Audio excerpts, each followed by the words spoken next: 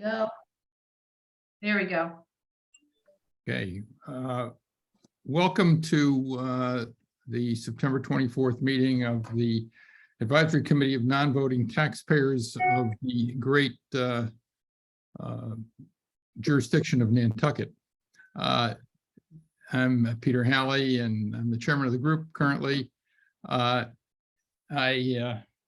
did not grab the script, so Kathy's going to read the script and then we will proceed. Okay, as a preliminary matter, this is Kathy Baird, Secretary of ACNBT. Permit me to confirm that all members and persons anticipated on the agenda are present and can hear me. Everybody hear me? Okay. Members, when I call your name, please respond the affirmative. Peter, you want to go through the names? So we have Sure. Arabella here. Kathy Peter Baird. Halley, Peter Kahn.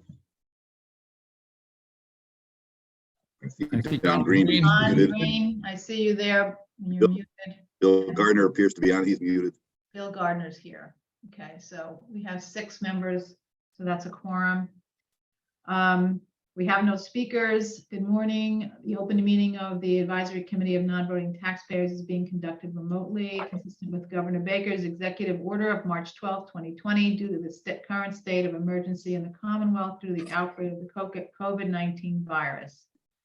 In order to mitigate the transmission of the COVID-19 virus, we have been advised and directed by the Commonwealth to suspend public gatherings, and as such, the governor's order suspends the requirement of the open meeting law to have all meetings in a publicly accessible physical location. Further, all members of public bodies are allowed and encouraged to participate remotely. The order, which you can find posted with the agenda and materials for this meeting, allows public bodies to meet entirely remotely as so long as reasonable public access is afforded so that the public can follow along with the deliberations of the meeting.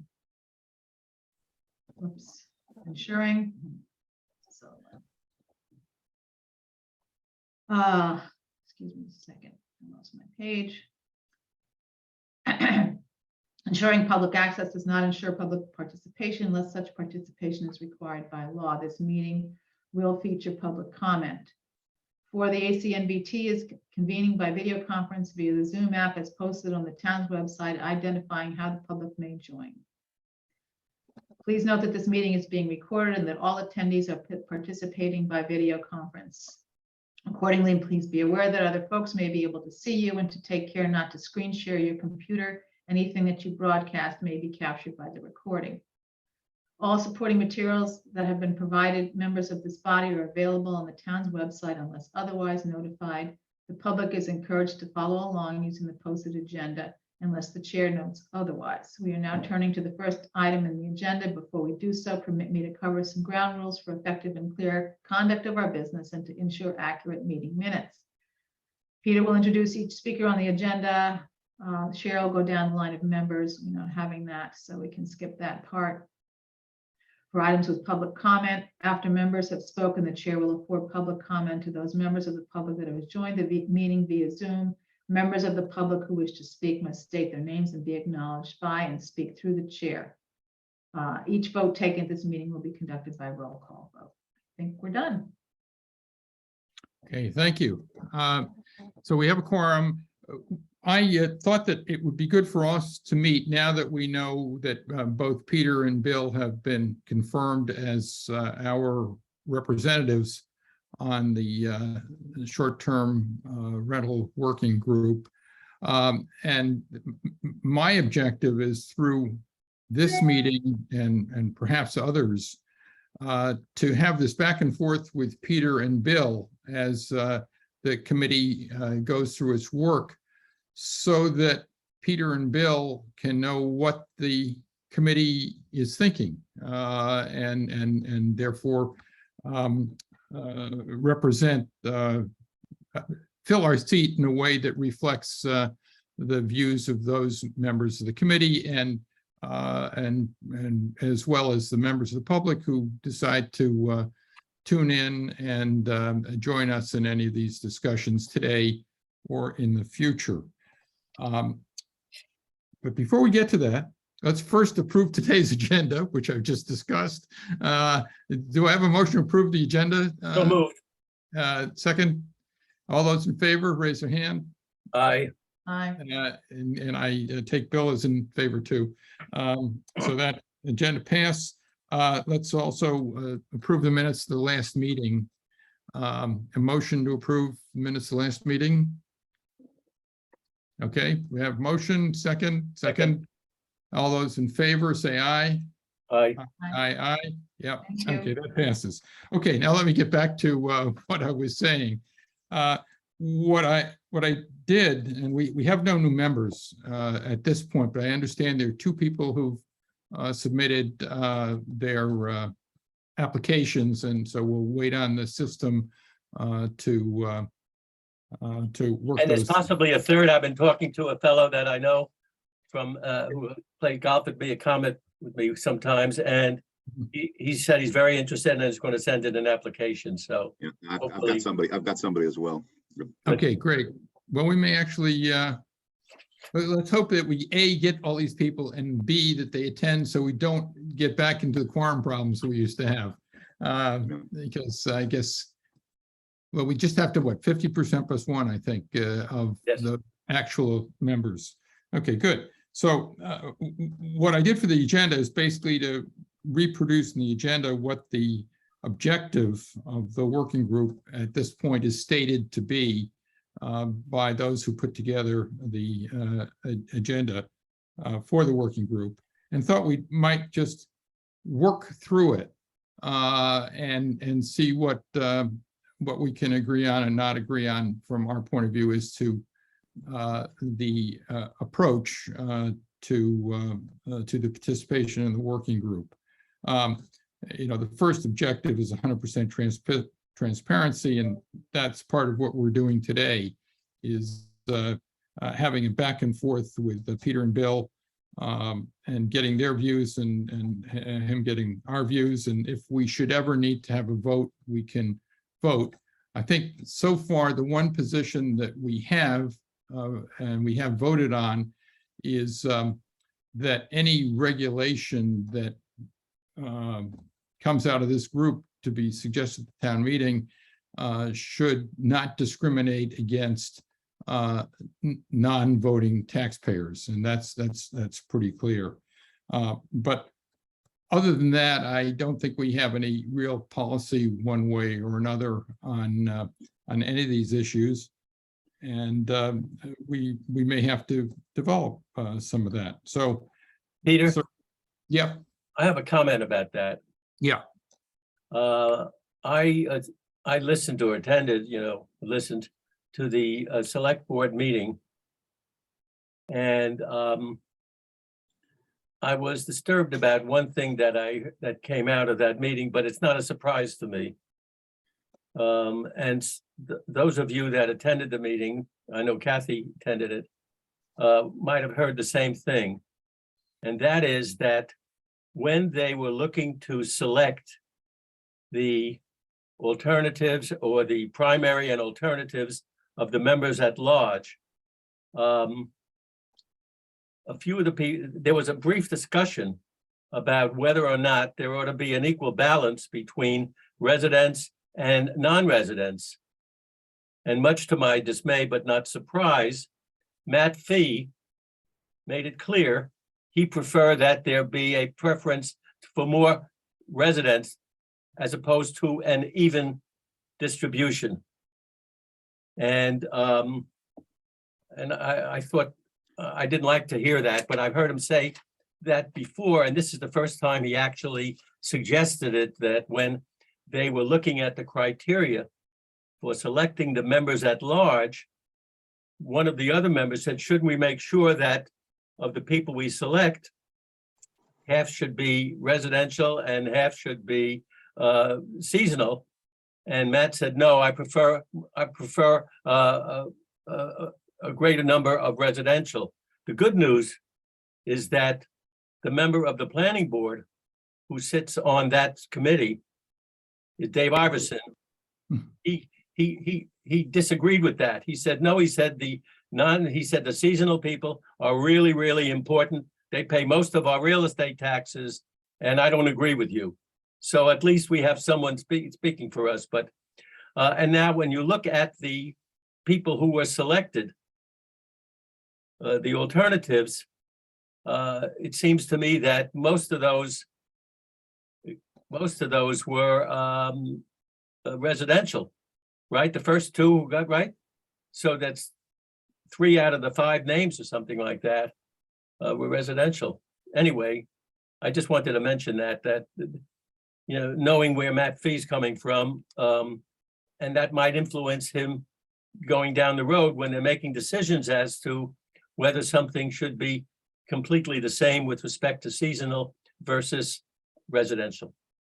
I think, yeah, Bill, Gary, that's my point well taken. I think, they're going to be, it's one thing arguably to have a non-balanced board on that criteria.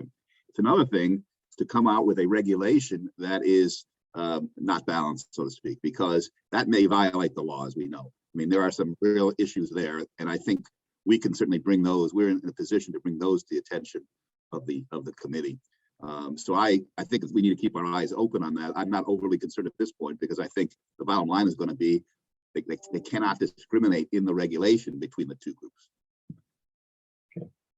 Yeah, I agree. And as a practical matter, the residents are going to have the final word so Right. long as it's a legal legal regulation that they're considering, and because they're the voters. And so in a way, I think whatever the working group comes out with is going to have to, be with a mind to what are residents likely to be able to support. And I've always tended to think that in general, our interests are, virtually 100% aligned with the residents in any event. And that shouldn't be hard for us to do. And we just want to make sure that the non-voting taxpayers don't get nicked in the process and in the resolution. I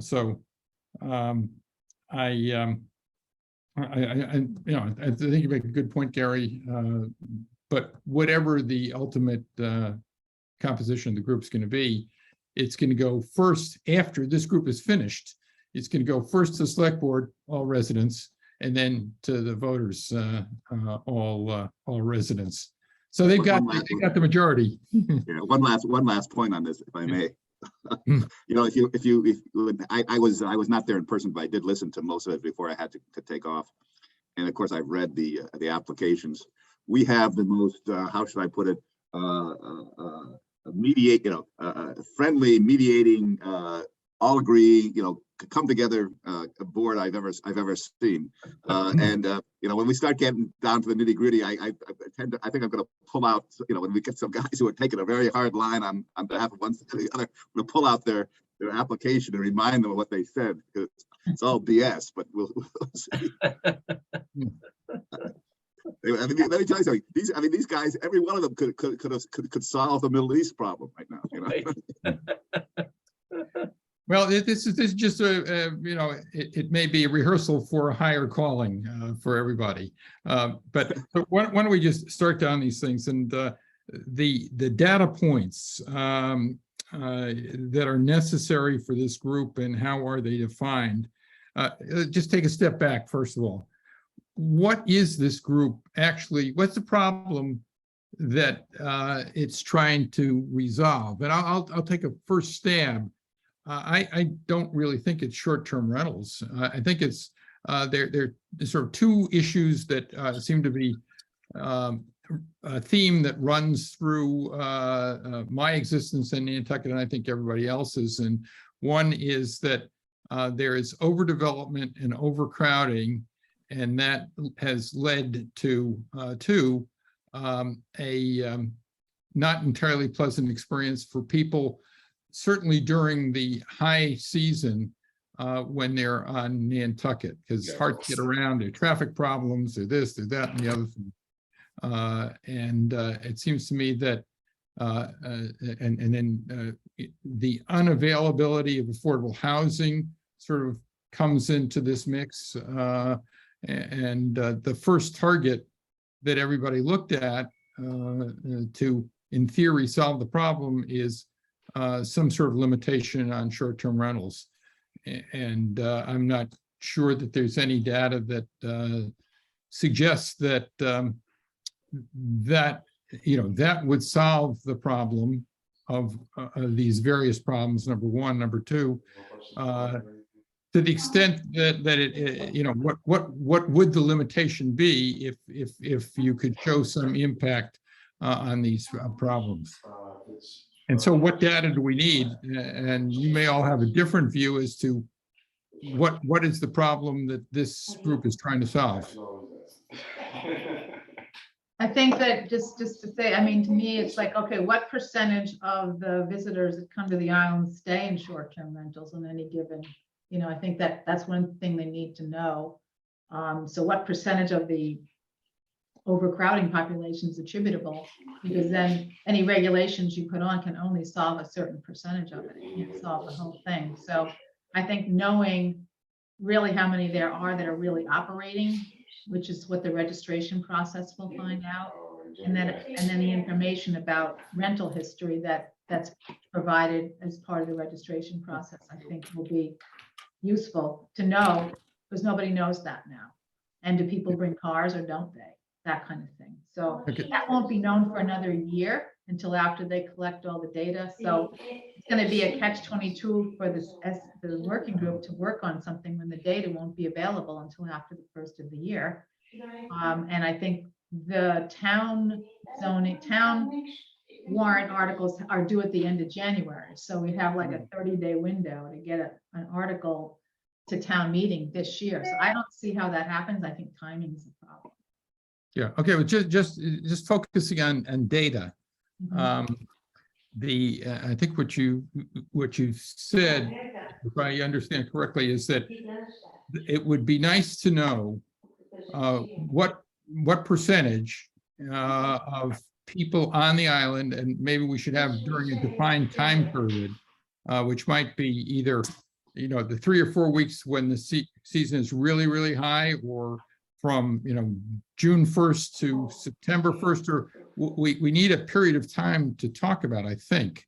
And when you say what percentage of people on the island are we talking about, overnight individuals are in short-term rentals? I guess by definition, you'd be an overnighter. Depends what kind of property you're running. Yeah, we're probably trying to define if population is 100 people on August 1st, what percentage of those 100 are there staying in short-term rentals? What percentage of those 100 have bought a vehicle onto the island and are using the ferry service? And the things that seem to be bothering people, maybe it's that kind of data. I think some of that data is probably available through extrapolating existing data through techniques that would be, supportable. And my understanding, somebody said this, that they have somebody lined up to mine data and come up with answers. So the question is, what answers should they be coming up with? Just before I leave it and go on to the next person, also, one of the things in the year or so we have discussed this in these meetings that has always impressed me, and I don't know whether it's accurate or not, but I think it's this figure, Kathy, that you brought up a number of times, that 75% of the available beds on the island are in short-term rentals. If I stated that incorrectly, or because I think that's going to be a number that has some meaning in all of this. Yeah, I mean, I don't, that's a number that's kind of extrapolated. That it's definitely not something that's been proven anywhere, but I think we need to know that. I think it's a knowable thing is how many people can stay in a hotel or airport or bed and breakfast. That's known because those are already licensed, so that number. And I think the rest is a guess. It's 75 to 85%.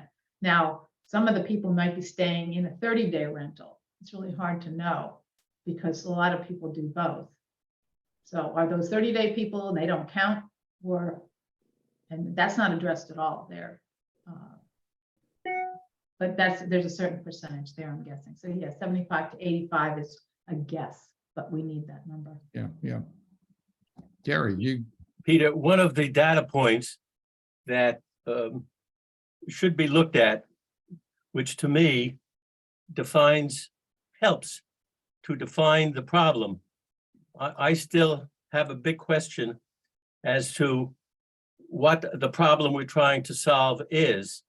And when I look at the data point suggestion, I recall that when the planning board looked into this issue before they came up with their recommendations for 39 and 42, what they determined was that there were only 5 instances in a several year period in which local residences were lost to other owners who turned them into short-term rental. If that's the case, then it's a completely different story. And I mean, they have the data, and that's what they determined when they did the study with the planning board. And that's a very important piece of data, because I keep trying to figure out, you know, one of the problems that people have, the very big problem, which we all know, is that there's a dearth of available homes for local residents that they can afford. But whether or not that has anything to do with short-term rental, I can't say for sure.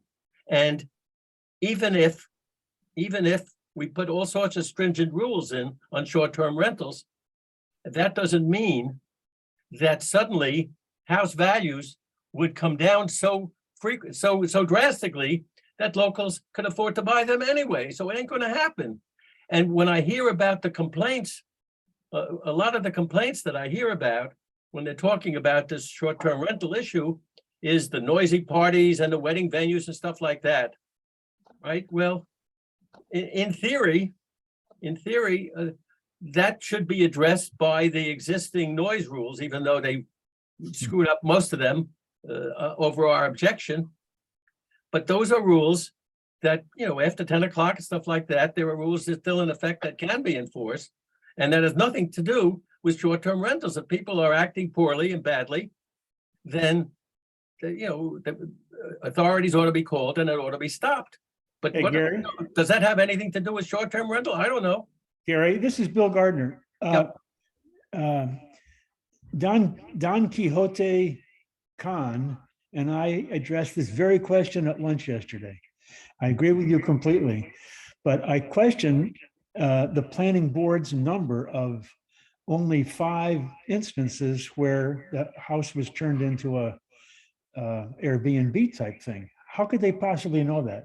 They have the data because they have the information about who was residents before. And when there was a sale, it would go to somebody else who's a non-resident.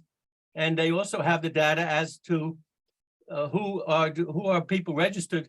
I mean, all the short-term renters are registered. I think you all know that. Under existing rules today, you can't be in the short-term rental business without filing with the state.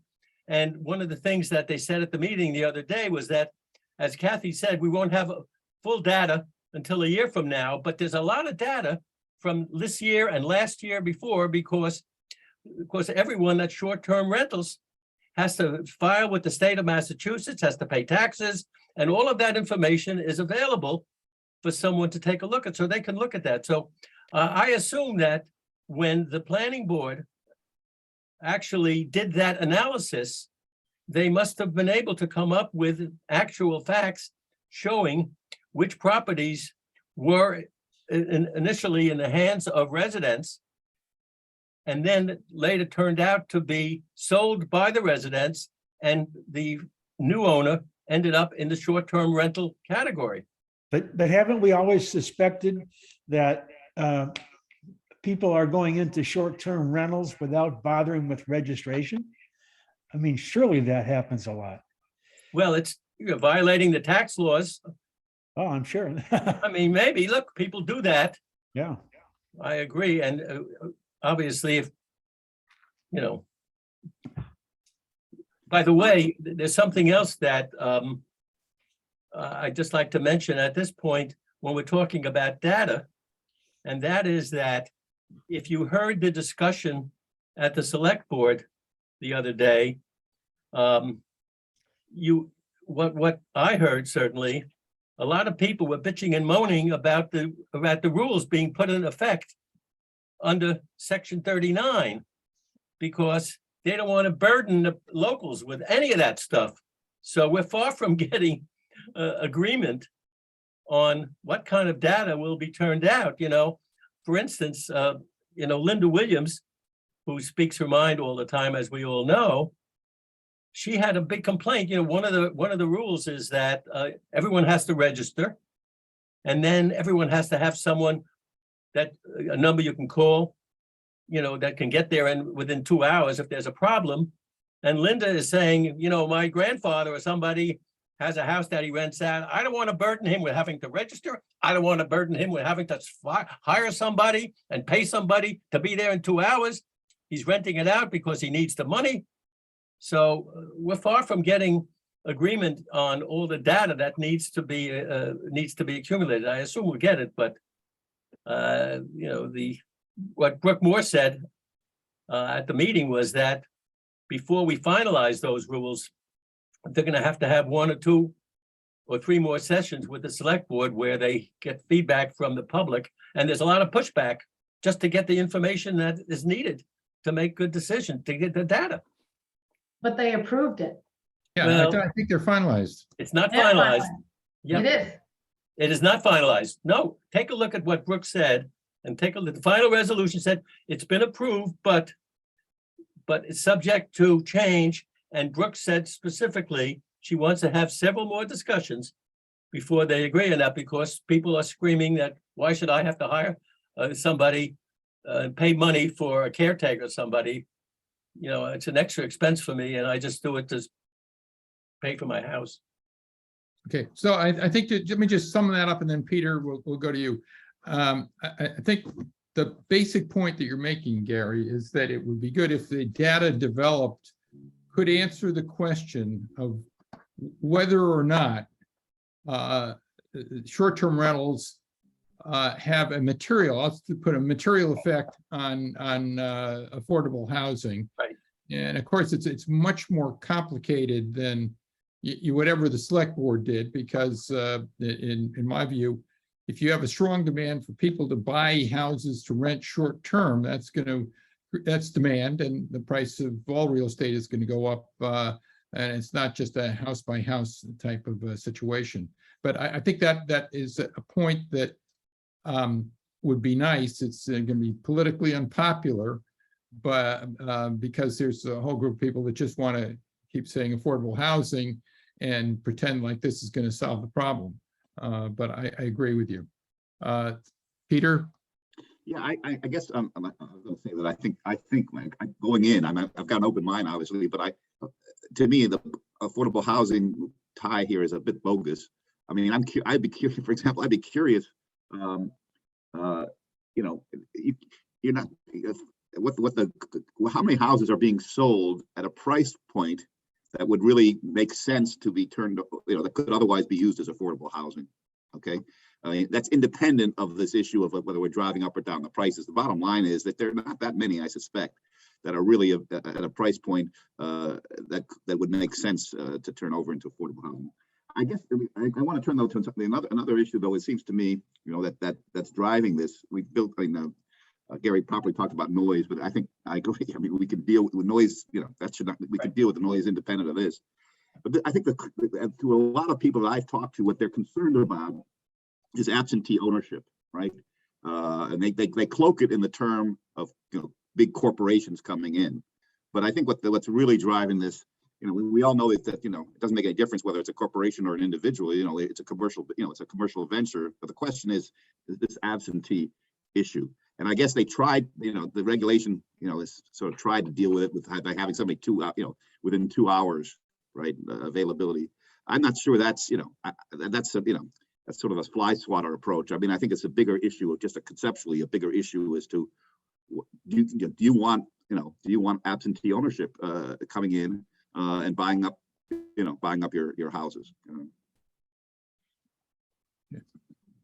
I agree that I think that that's really what people are upset about. I mean, they're upset about what they see, people who are not invested in their neighborhoods. I don't think they view seasonal residents as those kinds of people. But they do, like there were people that talked at the meeting. I have one neighbor who is, they have a short-term rental and it's great and there are no problems. And I have another neighbor and it's terrible because it's a commercial one. Okay, so there's, I think, and then when you look in the papers, that's what people do. So I agree with you, Peter. That's really the crux of it. And the problem is, how do you define that?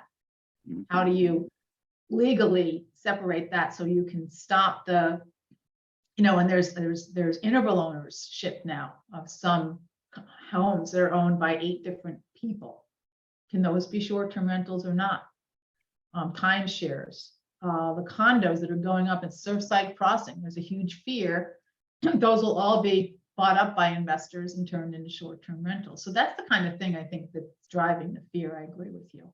And how do you define that and control it? Don? Listening to the Monomoy Civic Association, their biggest beef seemed to be the property owned by Copley Group. Now, to me, that's sort of a mixed bag there. These are a group that has a very strong interest in this island.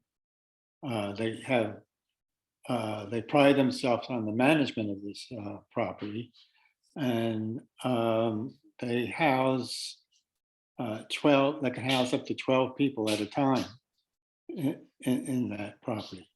So I don't know why did that become a pariah. That's what, and they're very strong about it.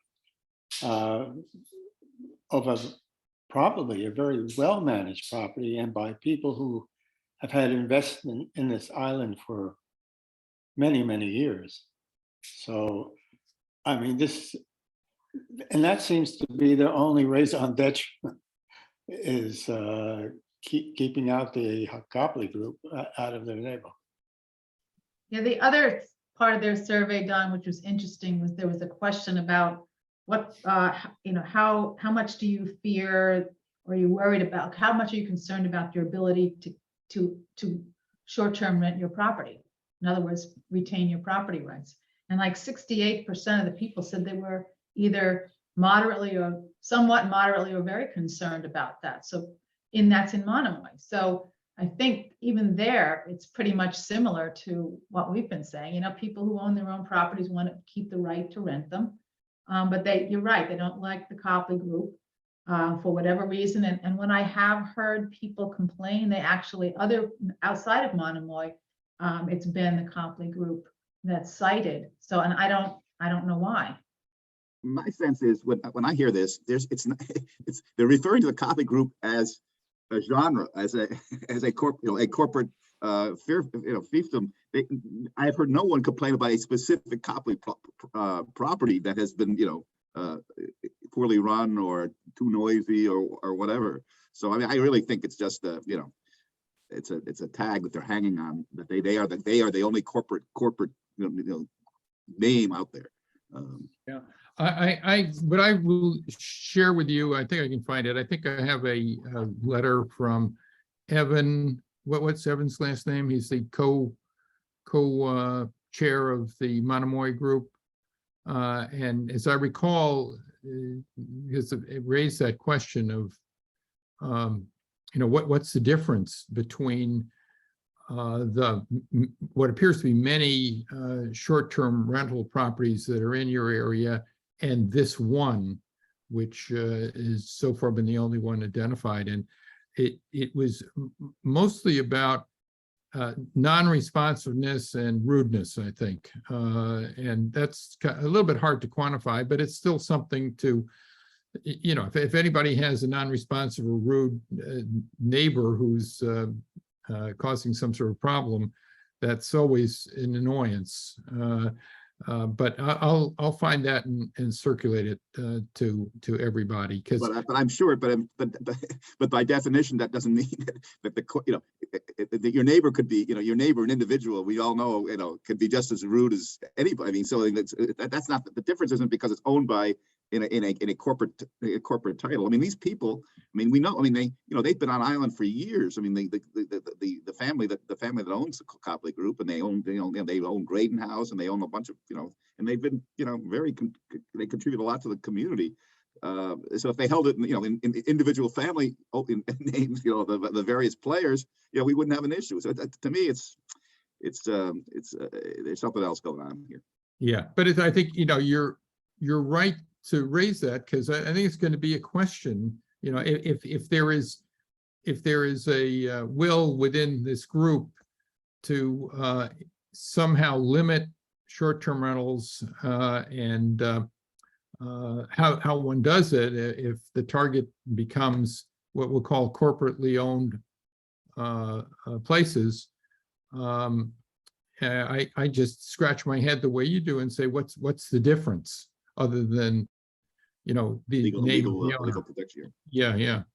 Peter, the important thing is that to the extent that, limiting short-term rentals would do something to improve the affordability of residents to own houses, but I don't think that's going to happen. So one of the data points, your job, Peter and Bill, is to make sure that the thing I mentioned about the planning board, they should really focus on what evidence is there, what factual data do they have that shows the loss of affordable housing for locals because of short-term rentals. And if there is no connection with the two, then they should be separated, and by the way, the Copley Group probably is more likely to comply with all of the rules we heard being put in. They're going to have someone available on site. If you look at the inky letters to the editor, Thursday, came out Thursday, I looked at them this morning. There's so much venom in the air. It's unbelievable still. But one of them talks about the problem of short-term rentals and says, this woman had a heart attack or something, and they said to call the owner, and they don't know who the owner is, of this particular short-term rental. Well, with Copley, at least one thing. They're going to have somebody local who can rush to the scene. They're going to be fully inspected. They're going to have insurance. They're going to have they're not going to be in violation of any code. They're going to comply with everything. And if it's a noise problem, then, call the authorities and tell them to stop screaming. I hate to say this in a way, but and maybe I'm way off base, but the Copley Group properties, is my sense is that they are very much the high end, right? They're very much, most of them are very high end properties. So I think there may be something there. Let me ask you this though, I guess, and maybe Kathy knows this better than anybody. Which of the groups is arguing, has tied the affordable housing to this issue? Which, is that Act Now? Yes. That was Act Now, but they kind of backed off on it this year. That was their big thing for Article 90. Yeah. And I think after that got defeated, they changed their tactics because they really couldn't prove it or create the link. So you don't see that as much, but the idea and the sentiment is still there. People believe that's true. However, the two people who are on the short-term rental group were the strongest proponents of regulating short-term rental. Julia Linder, and who was the co-chairman. Yeah. I'm not sure how big a group it is. How big a group is it really, is Act Now? Do we know what they're making? Bigger than ours, I don't. They have lots of money. Well, Actually, I think the people in Monomoy, why this is, I don't know, just something up in the air, don't like the Copley Group because they think being a rental like that in their area lowers their housing values. Right. That's right. And that, I'm sorry, that is not a very good reason. Housing prices should come down. And prices are out of control in Monomoy anyway these days. Right, Mhm. right. One issue that may come up, and that may be information that would be useful to have, I think, would be how many of the homes have party or event restrictions.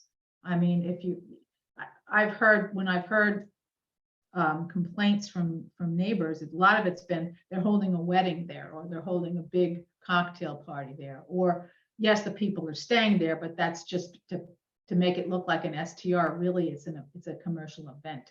So that may be something some data point that we need, and I don't know how you get that, but they haven't asked for that in the registration information at this point.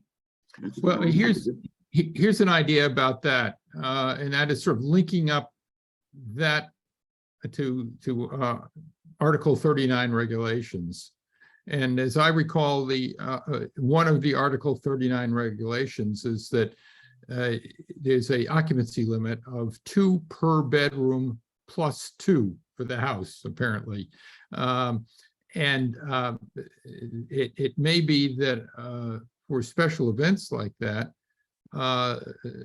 you need some sort of special permit above and beyond the STR permit. And I don't know how you'd quantify that, but events that would have a participation of, more than one time or more than 2 times the permissible occupancy of the house. And that might resolve that. I know, having lived next to a person who had big events at their house, the place has since been sold to somebody who doesn't plan to have big events, that the basic limitation on their being able to hold big events was the tent regulations, the town's tent regulations, which basically says you can't have more than a tent more than X times per year. And say that again, Peter, you can't have a tent more than a certain number of times a year? Is that what you're saying? yeah. Now There's a I think limit. that was suspended during the pandemic for places that, because everybody was trying to get something outdoorish for the pandemic. And I've not looked at that regulation for 2 years, so I don't There know. still is a regulation like that. Does a tent, who enforces it? The tent company or the neighbors, I guess? It is, well, you have to get a permit to put up a tent. You do? Yes, and- you yeah, do. yeah. I put in my backyard for a party. I needed a permit? I had no idea. If you're going to go to a tent company, I think you're going to have to get a permit. We did go. I don't know, maybe they filed it. Okay. Yeah, I mean, there are all kinds of laws out there, as we all know, that none of us know about, but there's still a law. And in any event, so who would enforce it? I think it's either the building department or somebody like that, because somebody eventually complained about this particular neighbor, and they got a sort of a subpoena of sorts, and appear and talk to us from either the planning board or from somebody else with regard to the events that they. The planning board approves the tents permits. But, look, we saw already I think in the I saw one of the whether it was the Inky or Nantucket Today or whatever. I saw a comment by the head of the health board. What's his name? The nice guy who visited with us. Santa Maria. Yeah, right. Great guy, but he basically said, it's going to take us a year to sort of even gear up for this. I mean, they don't have. I mean, unless the town is committed to enforcement, I don't. This is a lot of this. May be just a lot of chatter and whatever, because you could put all these limits on, but no, if there's nobody to enforce it, it's not going to. People are going to do what they want to do. Well, here's another point. Going right to what you're saying, Peter, is that the fee, and there's a lot of discussion about the fee, but that's where the enforcement will eventually come from. That presumably will fund some sort of group that will actually go out and enforce these things. So it'll be a sort of self-financing over the years. Again, but Peter, I mean, I think we all know $250 per registration. I mean, how much, it's, I don't care, if you have we got 10, it's just not, that's just not a hell of a lot of money for enforcement. I don't think, Well, how many registrations do we have?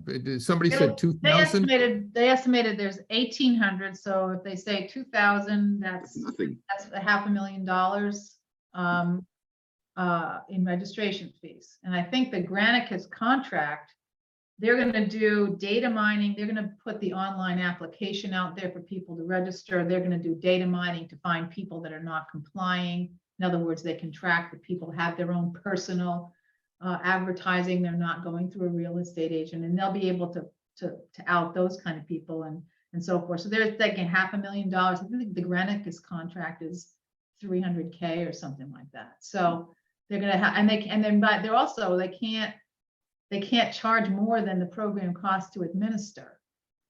Yeah. That's the state law. So they can't just charge whatever they want. And then they also talk, as we all heard on the meeting, about a scaled fee structure next year that's based on the occupancy. So a 10-bedroom home has to pay more than a 2-bedroom home or something. So, but this year it's just the one fee, and they have to, as town council said, they have to actually show the state that they're not just using that as a revenue generating fund. So. But we all know, I mean, I hear you, and that's great, and maybe there's enough money to have the health department sort of do this, but the actual enforcement, when you call the police, we all know that, we talk from the noise thing. I mean, the last thing they want to do is deal with, they don't want to deal with this issue. They got bigger fish to fry, and I think that's going to continue. But anyway, keep an open mind on it. Yeah. Done. For my own information, and maybe for others, we really live in very, very different communities across the island. I mean, our members here. I'm in my comment. I know, Kathy, you're in Tom Nevers, right? Maybe if each of us could just say a few sentences what they see in terms of short-term rentals in, where they're staying now. And if they, and I think also it would be good for this committee to know how many people on this committee actually do short-term rental. I know Kathy does, but I don't know. I think I'm the only one. But I have experience. Yeah, my neighbors. I was thinking because I know in my comment across the street from me, they added on to the building and then put 3 or 4 buildings behind them on a half-acre lot, plus a swimming pool. So, and I suspect there's going to be some sort of short-term rentals, and unless they got a very big family. I mean, that's, and otherwise, and as far as the prices that were paid for those properties, I was really flabbergasted. I mean, in a neighborhood that was sort of just year-round folks for the most part, now the houses are near $2 million a piece. Yeah, that's low. I could just on the Tom Nevers neighborhood, I think it's interesting because I think one of the things that may be happening is that maybe the number, because it doesn't sound like there are more STRs now than there were in 2019, because the number's still between 1,800 and 2,000 somewhere. So I wonder if they're moving around on the island to different places where they didn't used to be. So this one shuts down, another one opens up. So in some areas it's really growing, and others it's not. So I'm on the Tom Nevers west side. So that's the cheap seats. That's the smaller, little tiny cobbled together lots and smaller homes, which actually for the past 10 years is now actually more year round than it used to be. It used to be more traditional seasonal people And whether they rented out their homes, I don't know, but I also have neighbors who are year-round people who leave the island for the summer and rent it out. So what I've seen is people retiring. They used to have a seasonal home or a rental home, but now they live in it and they don't rent it. So I actually have more year-round in my neighborhood than I did before. I mean, anecdotally, we have, I'm mid-island, across from the hospital. We have neighbors on both sides who rent. The owners, but the owner, we know the owners. They're conscientious, and we've never had a problem. If we've had, we had an issue once, we call them and they take care of it. So I think so much of this is, is relationships and what have you, and it comes down to whether you have responsive people or not. Responsive. Hard to legislate. It's just hard to legislate this stuff. I mean, it's and query whether legislation does anything. I mean, it's it may limit the number, so to speak, but it's still you're still going to have it. And if people can rent it out a sufficient amount of time, it's going to make financial, what Don's talking about, it's going to make financial sense to do this. So, and by the way, I mean, you're also going to have to grandfather in, I suspect. I mean, you can't legislate now out the existing housing, right? So these big places that are existing and renting, unless you've got to limit, you can't just sort of say, well, you can't do that anymore. I think that would be a problem. Yep, I think you can. I think you can. I'm the whole reading. thing, just with that. The Good question is, I guess the question is whether there's any property right in there, but Yeah. So let me just address that quickly. In reading not the Massachusetts cases, but the circuit court cases I sent around. Yeah. The takings clause arguments have failed in every single one of those cases. And I don't pretend to be a constitutional lawyer, but so I think that's one thing to keep your eye on. Number two, this issue that's going through Massachusetts and still being litigated, I guess, in Nantucket specifically, is to whether a residential district conveys any right to rent in this way, short-term rental. It's going to be an important component of the answer to the issue you just raised, because I think the proponents or the proponents of regulating or eliminating short-term rentals, if you have a decision that says, well, you're in a residential district and you should have known better when you bought, basically, despite the tolerance, that may also be a factor in sort of the takings argument.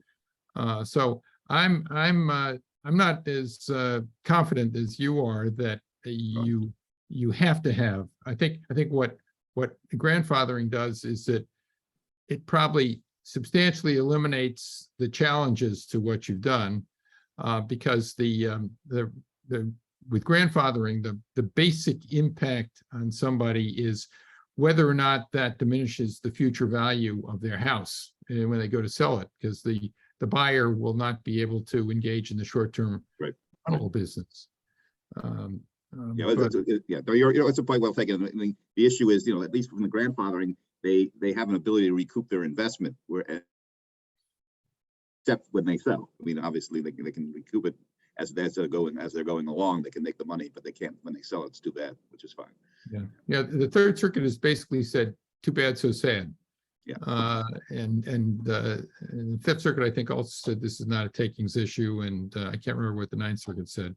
Of course, we're in the First Circuit, and I have no idea whether the First Circuit has even, hit any of this stuff yet. And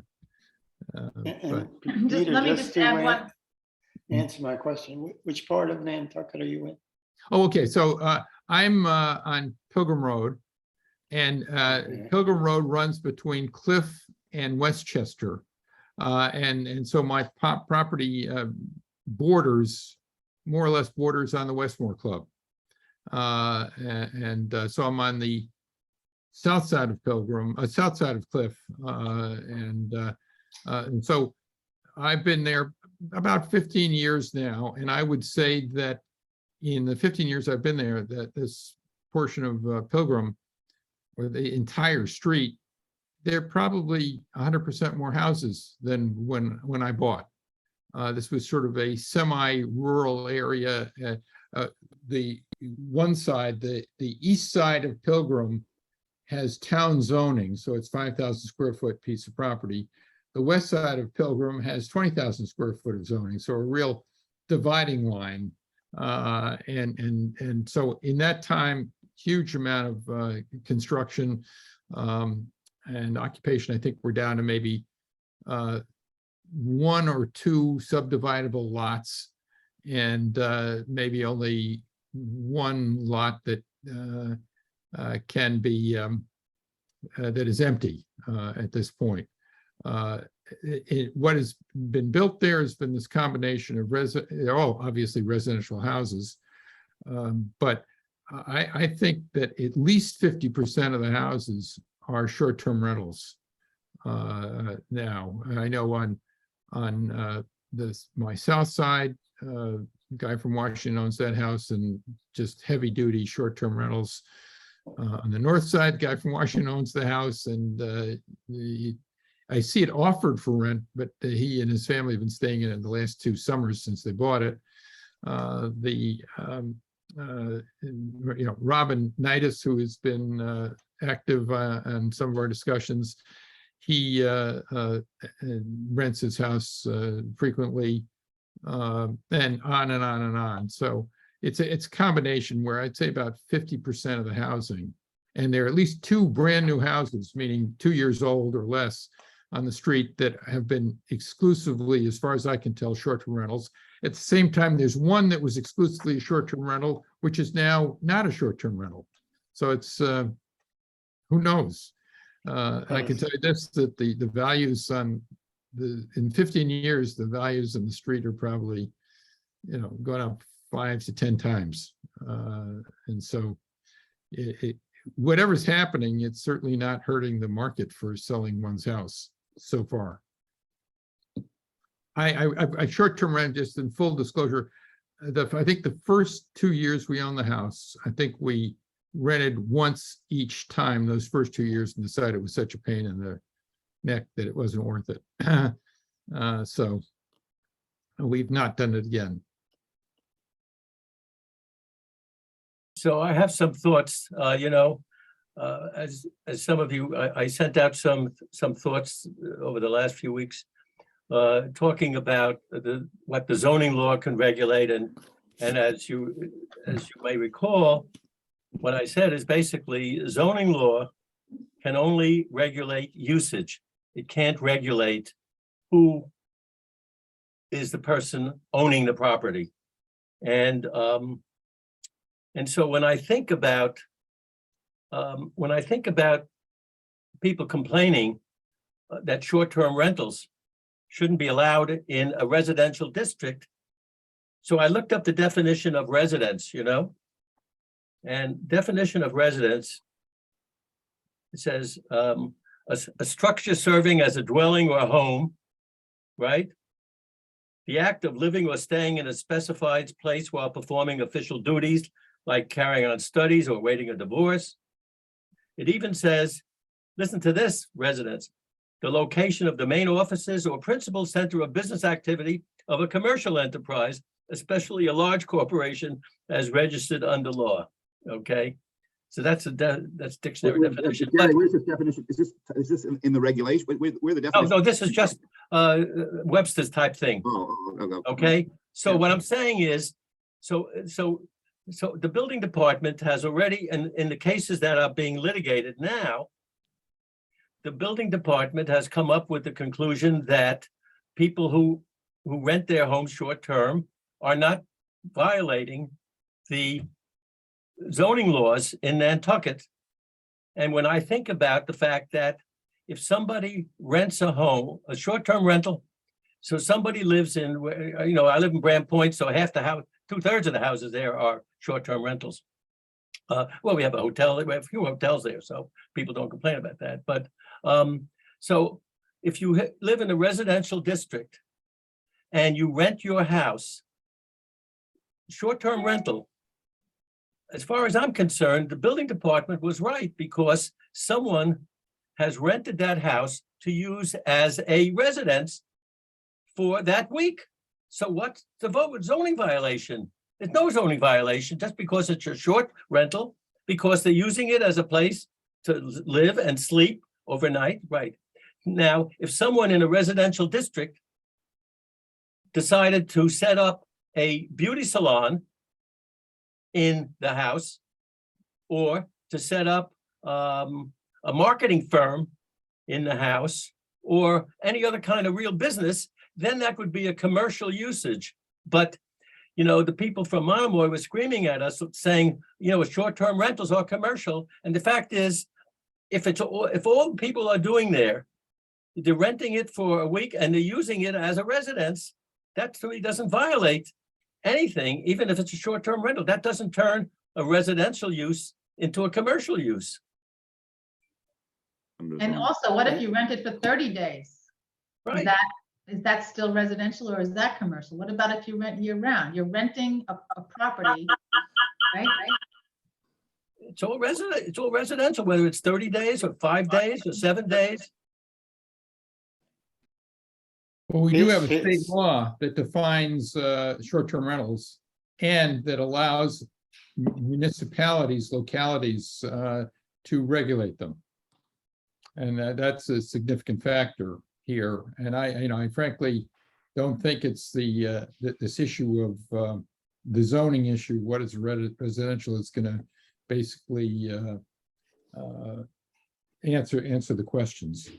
But let me just so we can get through this, I've sort of written down so far, I think 3 or 4 things that data would be helpful to decide. And it sounds like there's some data, like Granicus or somebody has some data abilities. But you know, I will say impact of short-term rentals on the population during various times of the year. And that would go to how many beds and all the rest of that stuff. And what is the size of the beast that we're talking about? And what are the other beasts on the island, you know, as well? I think some of that data is already in the Nantucket Data Bank, but it's pretty, you know, high level data that it's hard to draw conclusions from. We have the effect of short-term rentals on affordable housing, which I think is, or lack of effect thereof. The way I think I'd put it is probably, it is, the effect is so attenuated that you can't really measure it in any way that brings any Doesn't it have to be, clarity to the solution. doesn't it have to be a causal relationship? Yeah. Well, you know, probably not. But what I think for those proponents of short-term rentals or some sort of regulation for short-term rentals, they you know, that's just going to be their constant drumbeat, and it's no one thing that will make them legal or illegal, but it could be one of the things. And I think it's, again, the Third Circuit or the Fifth Circuit that took a very quick look at that and said, you know, there's nothing to support the notion that short-term rentals are the cause of lack of affordable housing. And it's a generalized problem across the country. To me, that's the most important issue that this committee has to focus on, which is whether there really is a relationship between the difficulty of locals finding a place to live and short-term rentals, because the market has been so strong lately and will continue to be strong. I assume even if it slows down, it's slowing down a bit now. I'm not sure that has anything to do with short-term rentals. Yeah. I think there maybe is something that we will want to think and consider about, you know, condominiums, timeshares, things of that nature, that may be part of this whole picture.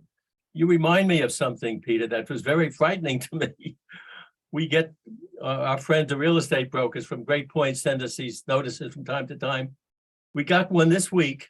There's a brand new house that just finished, and they're selling a 1/8 interest in the house for $1 million. $1 million, a 1/8 interest in the house. I mean, it is so staggering to me, you know, and I've watched these ads in the New York Times for this company called, it's a time sharing company. And they say, why pay for 100% when all you need to pay for is a portion of it, right? Yeah. And to me, that's even a worse thing to come to Nantucket, because, you know, people have less and less of an interest in the community, which is what everyone's concerned about. And, you know, I don't know what the town can do about that. When we start ending up with a zillion time sharing, then you've really lost the ownership stuff and the responsibility and the caring. Scary. Let me read you quickly, just let me read you an email I got on Thursday, directly on point, from Exclusive Resorts, which is, I don't know why I'm on their mailing list, but I Right. think it's because I own at the Ritz. I have a timeshare down in St. Thomas. Anyway, he says, "Hi, Peter." And I don't know this guy from a hole in the wall. Are you interested in discussing securing a reservation in either Nantucket or Tuscany for next summer? Sure. We have large family-friendly homes in Nantucket, each with private pools and located within walking distance to town. It goes on, then when Tuscany, they have something. We set aside a limited amount of reservations for new members interested in joining the club. Let me know if you're interested. There's no doubt about it. That's what's, and I think that is an issue, because these people have nothing invested, right? Well, that has been an important factor in the cases that have upheld regulations on short-term rentals, as the sort of lack of investment in the community, so to speak, for want of a better term. And so that's an important thing. But maybe that takes us to these other factors that, you know, the history of seasonal, Nantucket's unique situation, the history of seasonal rentals, how STR is developing in similar communities and the impact on Nantucket, and the economic impact of the suggested guidelines. Well, we don't have any suggested guidelines at this point, but you know, and of course it says the history of seasonal rentals, which is not necessarily short-term rentals, right? Right. It's No, I think that was what they were implying. I mean, my guess is that's what they were intending. Well, I think so too, but it also, it worries me, the lack of precision, Sure. because this is an important document. I think it's just a starting document. But I mean, my understanding, when you talk about the history of Nantucket and rentals per se, if you've ever taken the NHA downtown tour, I took it about 2 years ago with a group that I had up on Nantucket for the weekend, and they talk about the rental business or tourism as being the new whale. You know, Nantucket really went into the pits with, I guess, the discovery of oil and the depletion of local fishing and all the rest of it, and went from, you know, the wealthiest place in the world to one of the least wealthiest places in the world. And this is what replaced that wealth. And now it is, once again, at least on a property basis, one of the wealthier places in the world. And so the history of where we are today, I think, is based upon rentals, probably. Tourism in general, and rentals are an important part of that history, as far as I know. What's the reference? I don't have the document you're referring to, Peter. But what's the reference about Nantucket being a special place, or something? What was it? What was that? It says the objectives of the STR working group are after transparency and all the rest of it, to develop sensible guidelines for STRs to consider but not be limited to one, Nantucket's unique situation. What does that mean? Uh, Nantucket's unique. That's what I'm trying to, I have everybody no thinks, idea. everybody thinks their place is special. What is? Yeah. I think what's unique about it is that there's several things. One is it's always had short-term rentals in people's homes, which is not unique.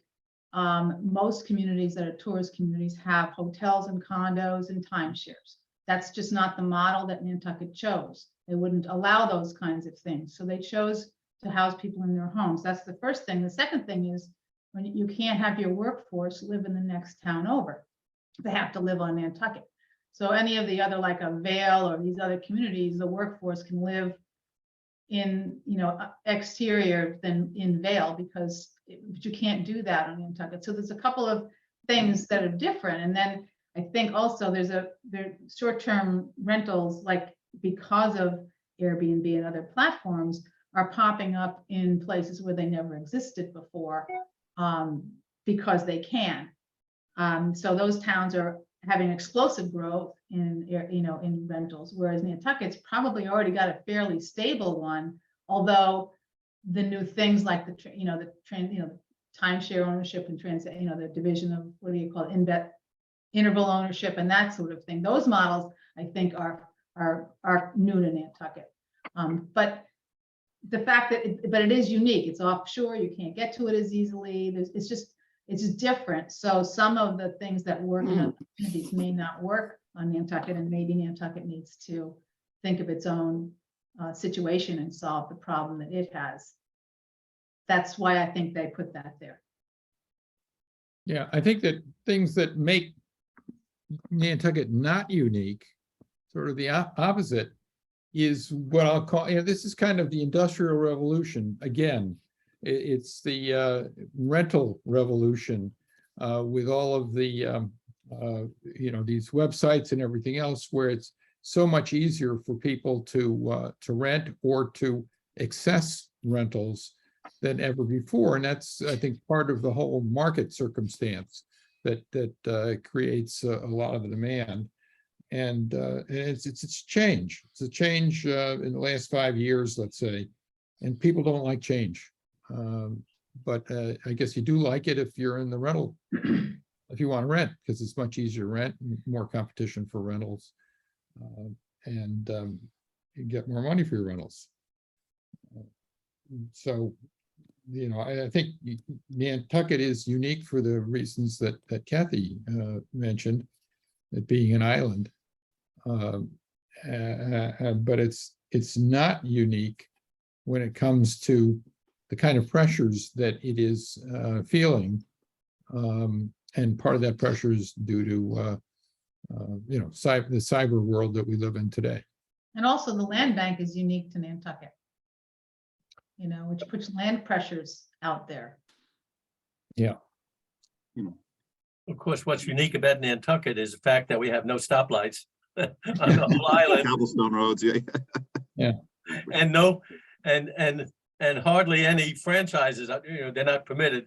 Somehow Ralph Lauren snuck in, but nobody else figured a way to get in there yet. By the way, one issue that I'm just thinking about now, once again, the connection between short-term rentals and affordable housing, and people now are saying, well, what is very, unique somewhat to Nantucket is the enormous amount of short-term rental, which Act Now says is causing the lack of affordable housing. However, if you take a look at all of the other communities on the Cape and elsewhere, which do not have the same short-term rental activity, but they still have the same problem, which is a lack of affordable housing. So there they can't point to short-term rental. They're screaming about the fact that there's no place for the workers to go to live. They can't afford local housing in many places on the Cape, right? And many other cities elsewhere around the country, all over.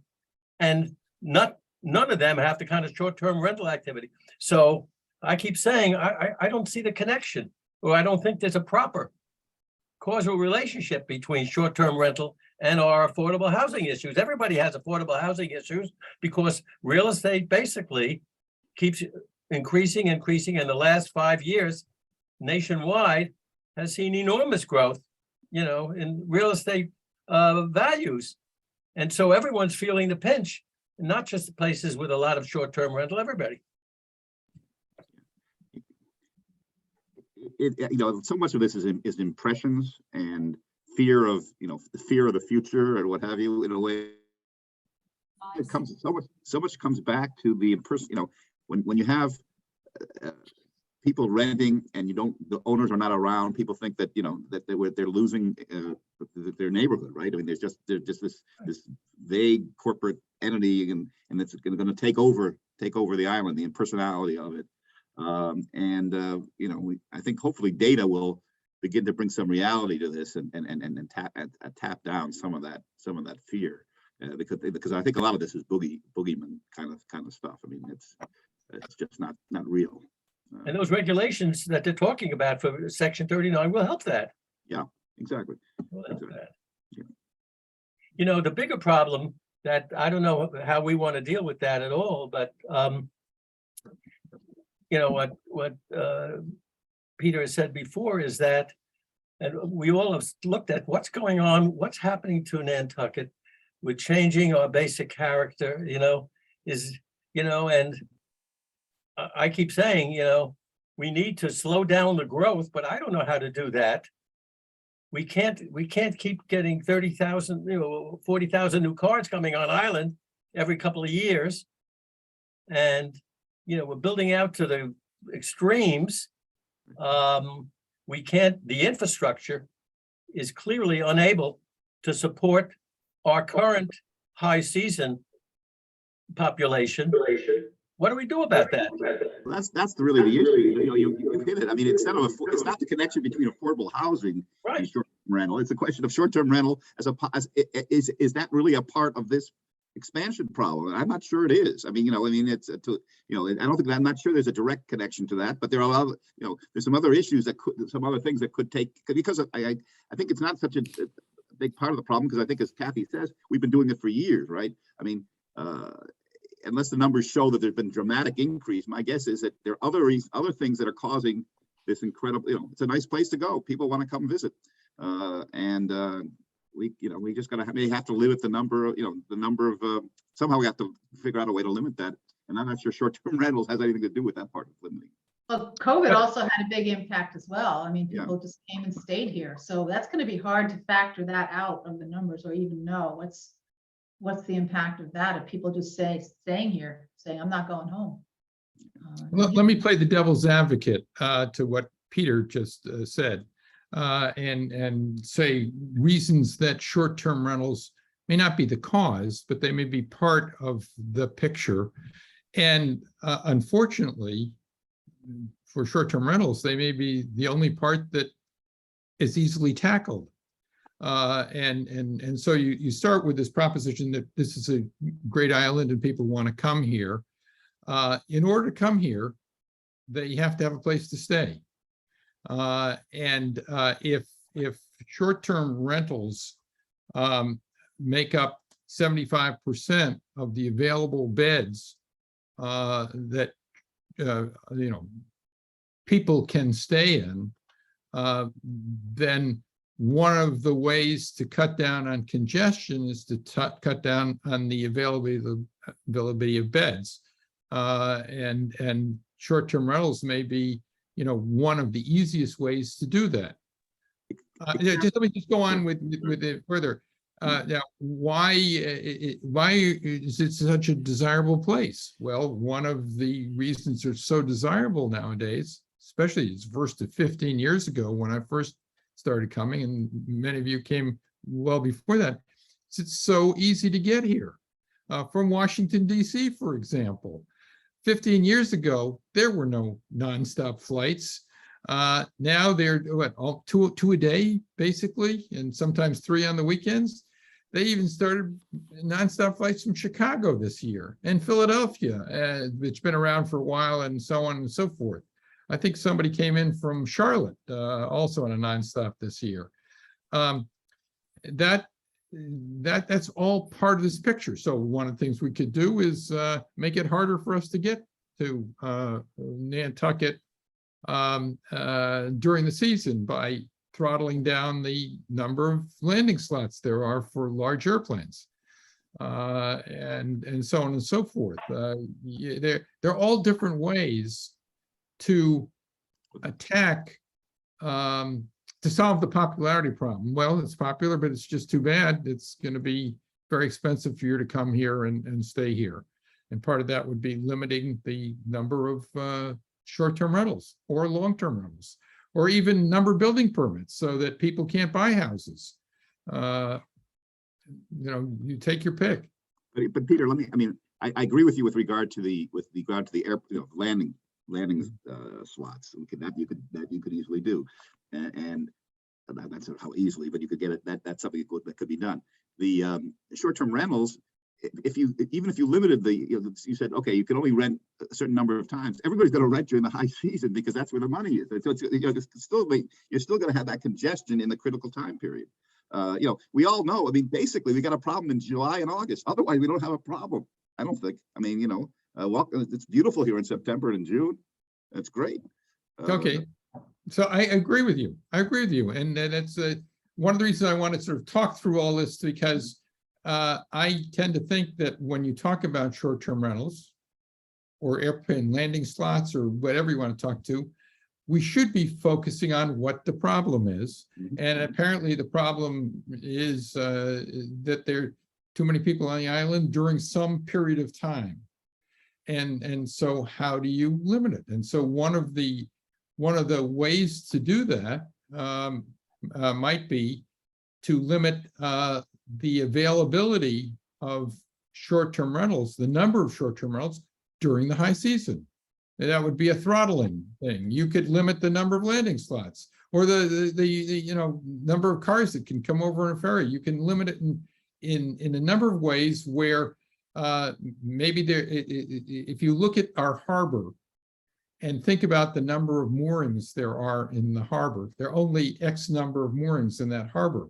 And every year, as I understand what, there's a raffle to get a mooring slot. A lottery. And so you might do that with the short-term rentals, that during the, is it a 2-week period? Is it a 4-week period? Is it a 6-week period? I don't know. But during that period, there would be a lottery, and those people with rental permits who hit the lottery any particular year, they only would be able to do short-term rentals during that period of time.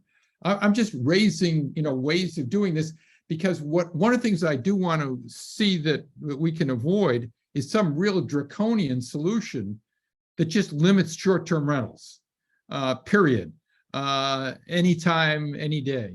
And I'm looking for possible alternatives that might make sense, because one of the things is to identify regulations that are reasonable, or whatever it is, and that don't harm the economy. Wouldn't renters then just go to long-term rentals? It's still the same number of people in the house. Well, They're you just could, there for a Kathy, longer period of you could time. take it out ad infinitum and say, Yeah. even those of us who own homes and don't rent them ought to be restricted from using them 365 days a year during the high season. It's an infinite series of possibilities. Right. But they have to be legal. I'm not sure you could. Exactly. And you can't regulate 30 days or more. There's nothing in place that allows that to be regulated. We could. You could pass Kathy. regulation. We could pass a law. Town Yeah, could but do- Massachusetts doesn't have one. We're relying, short-term rentals is a Massachusetts definition, and that's what this is based upon, is that specifically permits towns to regulate them. I don't know. It would be harder. It would be more of an uphill battle for the long-term rentals. Well, But the town, I think, could actually restrict rentals, period. Right. And Right. whether it's short-term or long-term. Right. So yes, that's another, possible solution. But, I'm looking and saying, okay, and I'm not suggesting it's inevitable that there's going to be some regulation that comes out of this, although I think it is inevitable because Article 39 is there.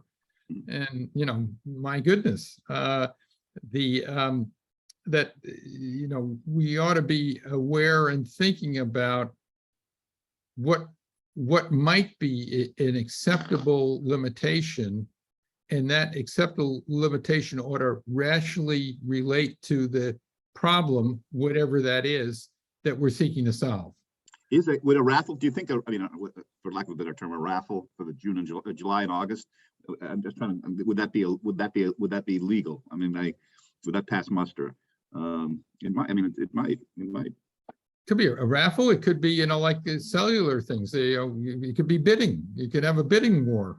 Talk about driving up prices. Yeah, but although I think the bidding war wouldn't work because you couldn't raise more money than it takes to regulate the area, right?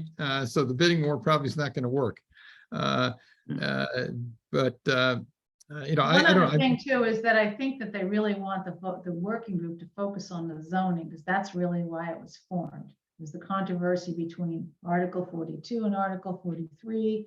And 39 is passed. That's kind of a secondary consideration. So I think what they're looking for is what kind of zoning changes would people be supporting if that's a solution that this group wants to go towards. So zoning is different in that you, like Gary said, you can only control the use, not who owns it.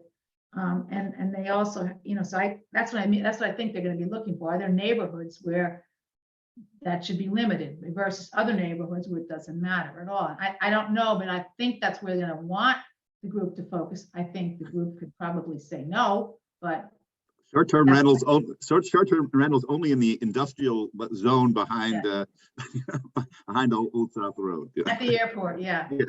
I mean, but you could say they can't be. I mean, one of the things that Article 42 did have in it is they can't be in apartment buildings. That didn't pass because neither one passed, but you can do things like that. You can say they can't be in certain things, even though apartments are residential, you can say that. So there may be other things that you can do in zoning, and we probably ought to learn a little bit more about zoning. Yeah, I think zoning is the harder nut to crack, and then you're sort of playing into the hands, I think, of the residential only people, despite a definition of residential, because you can enact a definition of rental that can hold water. And it's also maybe where grandfathering might come in, because maybe the regulation, if there is a regulation, should be forward-looking and not affect people, entities that currently rent, but basically cut down on future rentals. I don't know, but I think there's a realistic probability that there's, at the end of this process, there's going to be something going to the town meeting that will somehow limit, and we ought to, I don't think something in it, we can't answer the question today, but I just was hoping that we might, have a session here where Peter and Bill, hopefully we the questions and issues we raised today will be reflective of what's going to go on in this STROG, and so we can go in having heard a lot of this stuff and had an opportunity not to answer the questions, but just to be thinking about it. By the way, I just, as a practical matter, it's my understanding that the principal, the primaries and the alternates apparently have equal, which is understandable, have equal access to speak, plus the public. It's going to be a circus. I mean, I don't, it's hard enough for in a group of 6 here to to have a conversation. A group of 18, a minimum of 8, at least 18 or more. It's not so easy. It's going to be, these are crazy meetings. Well, the moderator is going to have to moderate. Yeah. Well, I think that, that's as Kathy spelled out at the beginning, this process that the letter that you received, Peter, and is, I think most of us have had some experience doing mediations. And the first thing is to try to find out what everybody's thinking, so that they can almost, build a list of where people are thinking alike and where people are thinking apart, and then focus that way. This is gonna be quite a process, In a short period of time, and they really want to drive this thing through, and I think it's somewhat unrealistic in the time frame. But Yeah. we'll see. It ain't gonna Don? happen this year. I think whoever participates should not indulge in vague language. They should be very clear about why they feel the way they do. If it's a loss of property value or something, it should be very specific what they are worried about. So, when you're dealing with things several steps away, it's sort of hidden why people are doing things. And I didn't hear mentioned, there's seasonal workers too. Where do they live? Mhm. There was an incident down in my comment where they wanted to, on part of the golf course, Yeah. and their employees to house them there, and some guy across the street, Yeah. because he said he didn't want to look at that. Well, there were big trees in the way. He can't see a thing Of course. from there. So can't allow people to do that to other people. In fact, places with seasonal workers should be a priority over seasonal residents. The good news is that we did get the dorm built at Mia Comet for the workers. And that guy, who's a moron, not a very nice guy, he moved. He's still on the island. He happens to be the CEO of Liberty Yeah. Mutual Life Insurance Company. So nobody should buy insurance from Liberty Mutual. I think I remember that. So Yeah. they did build it behind Oh, those yes, trees. it's there. Beautiful. It's a nice facility. It's right there next to the store where the cart storage is. Very nice. Okay. Yeah, because before there, it was actually a mess. Yes. Yeah. But think about the conflict that the people in the town have. Suppose this group comes up with the conclusion that let's limit all rentals in July and August to a half of what they used to be, so that everyone can rent, but no discrimination against any particular ownership, but that you can only rent for half the season and not the full season. If that ever went, in other words, instead of having 8 weeks, you could only rent 4 weeks, okay? And everybody can do, right? You pick the weeks, right? If that went before the town meeting, they'd say, are you kidding? That's our livelihood. We won't pass that, right? So when they scream, first they're screaming about the congestion and all the people and we can't traffic and everything. And then we say, we're going to limit that. Somebody said, we're going to limit that. You say, hey, wait, that's our livelihood. That's our livelihood. You can't do that. So I don't know where they're going to come out. Yeah. And the real estate agents are not going to be happy because that's going to cut down on their commissions, right? Absolutely. And that's a big voting block, I think. It is. Of course it is. Of course it is. Of course it is. Well, Let me 150 votes. circle back. Let me Yeah. circle back to the issue which we talked about earlier, because it's central to what we just discussed. And that is the dissatisfaction of Linda Williams and perhaps others with this 2-hour on the spot, Johnny on the spot type of Right. requirement. But that is the requirement that's going to make the law legal. Because and indeed, if you were a resident here, you could be the Johnny on the spot, so long Right. as you're actually on the island and Right. able to respond within 2 hours.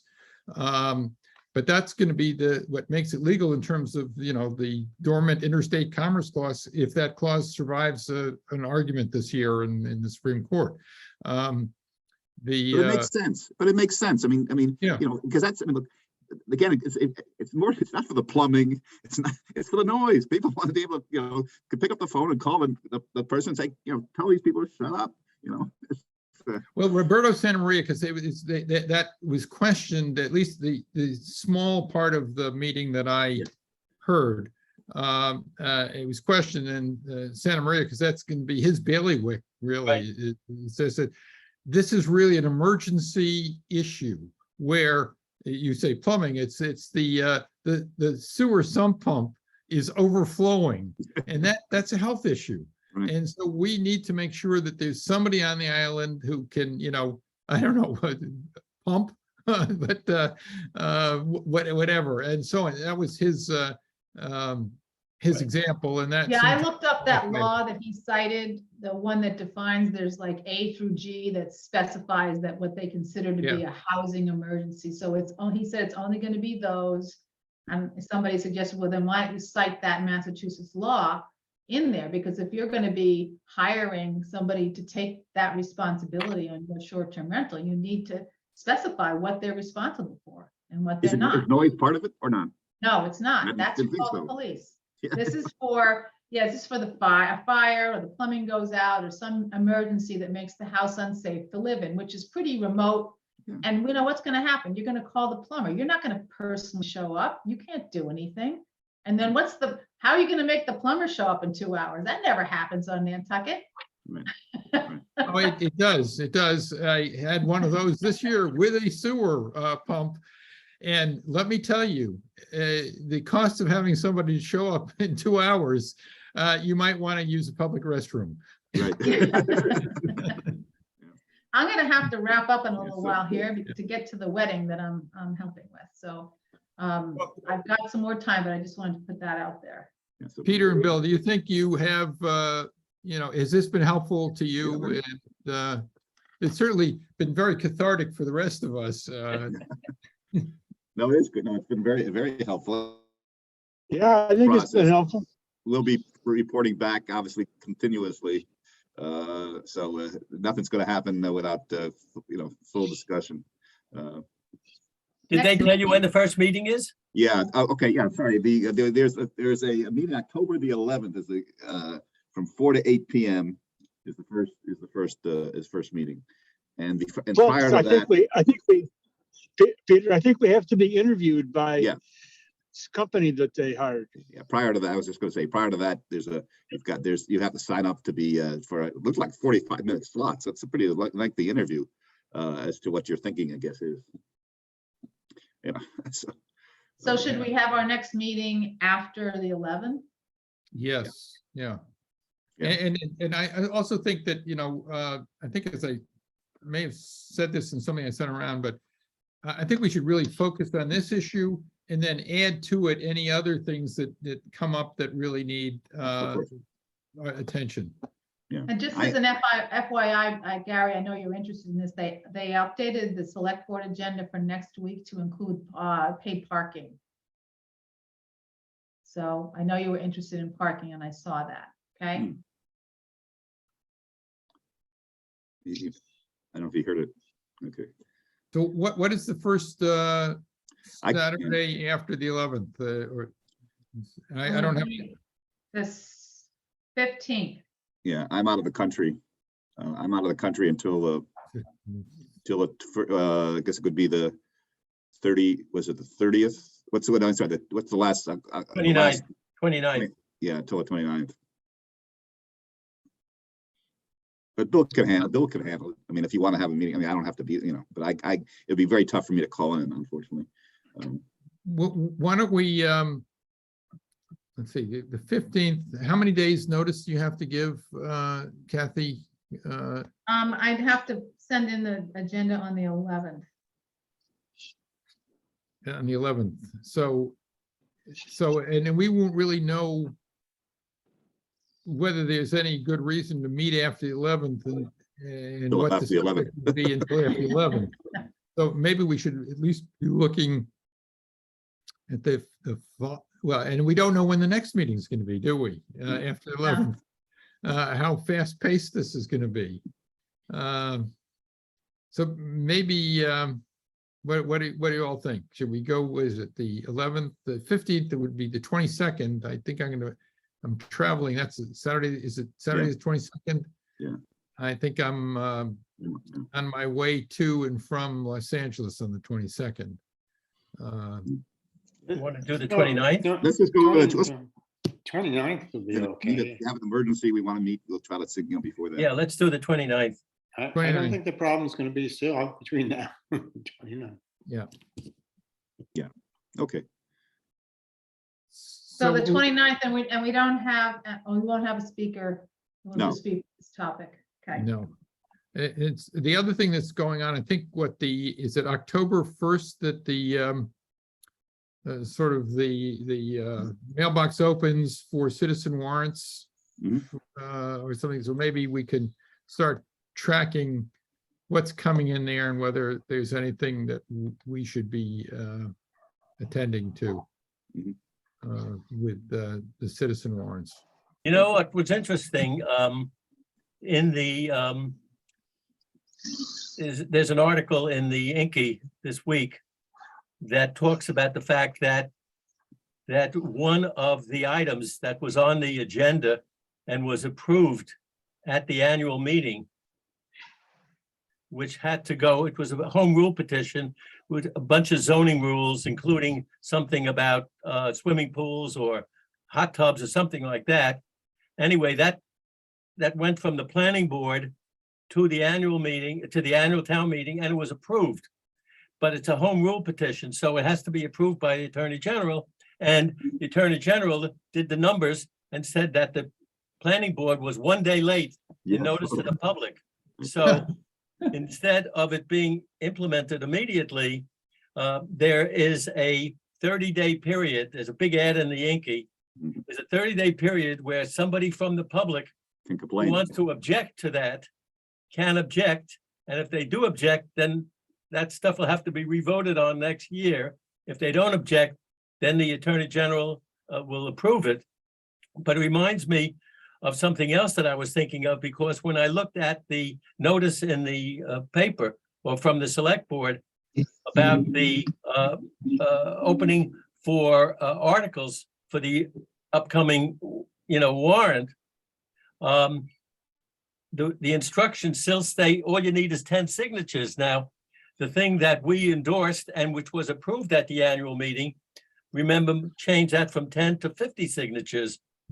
But and I didn't know if we should, I was thinking of either asking Libby or Eric or somebody, whatever happened to that? Because we know it was approved and it went to the AG's office. I asked Libby about it, remember when she was our guest, Yeah. and she said it's still there, but You should ask Erica. You should Unfortunately- ask Erica. You should ask Erica. That's an interesting question. yeah, but unfortunately, the notice that went out said, all I need is those stupid 10 signatures, so you're gonna Well, get a bunch of maybe they wacko. tell- Maybe Well, the it's next new several thing will be votes. from the bottom down instead of from the top up. Who knows what Yeah, 10 that's great. signatures will bring forth. Okay, Okay, good Good. meeting. Good A meeting. motion to adjourn. So moved. I moved. second, And everybody in favor, raise their hand. all in favor. Thank you very Aye. much. I'm happy. Stay safe, we got it everybody. through. Good, Yeah. take Stay care. well. Thank you. Travel safely. Thank you.